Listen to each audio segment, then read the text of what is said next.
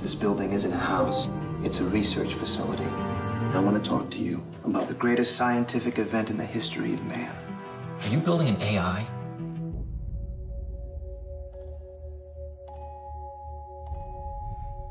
Hello. Hi. I've never met anyone new before. Have you?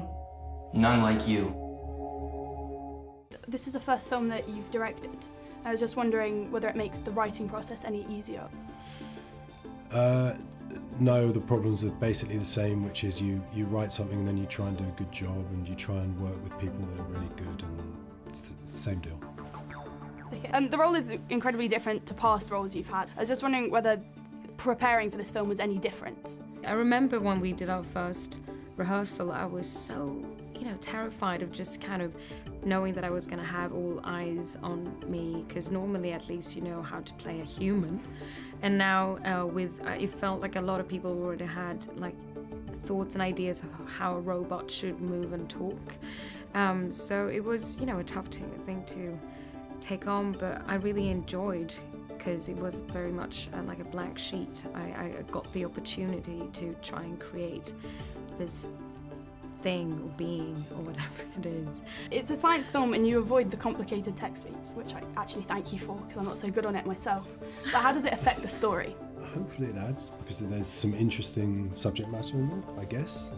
I don't see science as being dry and cold. I see it as quite sort of warm and interesting, and quite fluid. So it's there because I think it's interesting.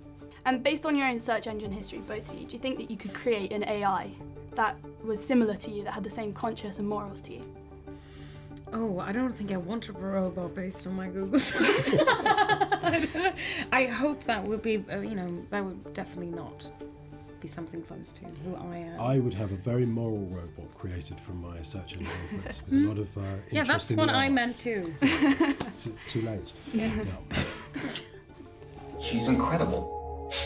The challenge is to show you that she's a robot and then see if you still feel she has consciousness. In the film, Nathan creates a beautiful woman rather than a man, and I was just wondering, what does this predict about the intention of and the control of the creator? He creates a robot that looks like a girl for reasons that are specific to him. We would probably try to create robots if we could in this sort. We'd probably try to create them that look like us, and that I guess they would have male versions and female versions, but it's an illusion because it's not really male or female in any meaningful sense. It's just an outward thing, and you could take that female robot and put it in a male body, and now it's a male robot, Personally, I try and outwit Siri on my phone all the time, and I was just wondering whether technology's beaten you in any way. Technology beats us the whole time, but broadly speaking, we created the technology, so it's us beating ourselves, so it depends how you see it.